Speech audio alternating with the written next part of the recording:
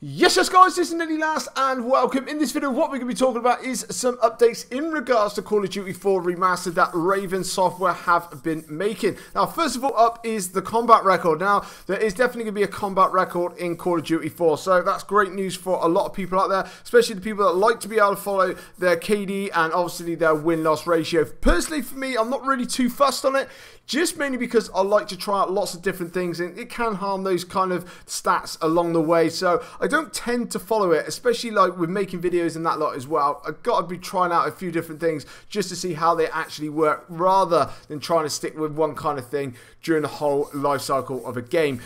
Moving on to the next bit is there's tracking stats for actual weapons. Now personally for me, this is quite a good one. I really like to know how I'm getting on with particular weapons. So obviously then with those particular stats, every time that you use that particular weapon, it's going to give you accuracy, everything else like that, how many kills and whatnot else, and you can be able to see straight away which particular weapon that you're working out best with overall. So for me personally, that is very good as well. Another thing that they've actually added in, which I was quite surprised that a lot of people are really happy about, because personally for me, I never use them, but there are going to be bots in private match in Call of Duty 4. Now, from all the forums and everything else that I've been looking at, a lot of people are really happy about this. A lot of people like to try and test their skills against the veteran bots and stuff like that. I don't think that I've ever actually bothered using bots ever. I must admit, I never ever have, but that's another little thing that they've actually added into the game, and that is very good as well.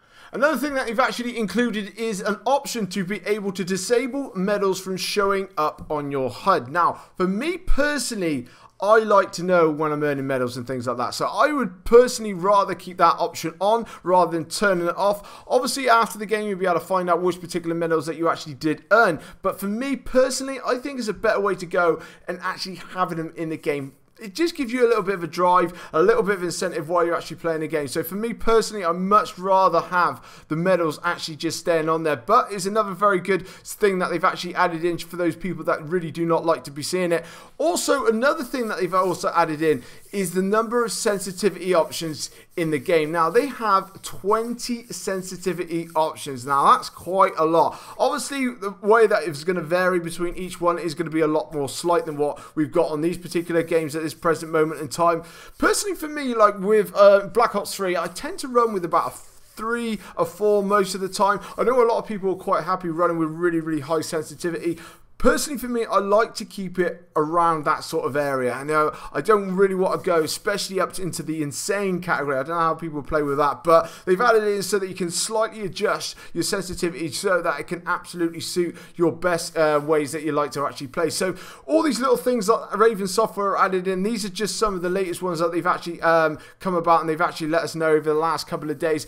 This is very good news with Raven Software, because when we first heard about obviously Call of Duty 4 Remastered coming about, you know, it's just going to be basically like a reskin. They were going to be sorting out the multiplayer and things like that. Raven Software seem to have put a lot of effort in. Obviously, they've changed certain things. They've worked on the sounds of weapons. They've changed some of the sights just to make certain things seem a lot more realistic and whatnot else as well. And even after launch, they said there's going to be a lot more coming. They are going to be working on the game. They're going to be doing patches, everything else like that, just to make sure that this game is fully working. So this game is definitely going to be standing alone in its own category, setting itself aside from Infinite Warfare. There is absolutely no doubt about it. We are definitely getting 2 Call of Duty titles this year, and I must admit, with all these different things that they're actually added in, the commitment that Raven Software are actually putting in to this particular title is getting me more and more hyped for it every single day. And it does make me think that Raven Software are really pushing the boat out as much as they possibly can with this particular game, because I really believe that they want to get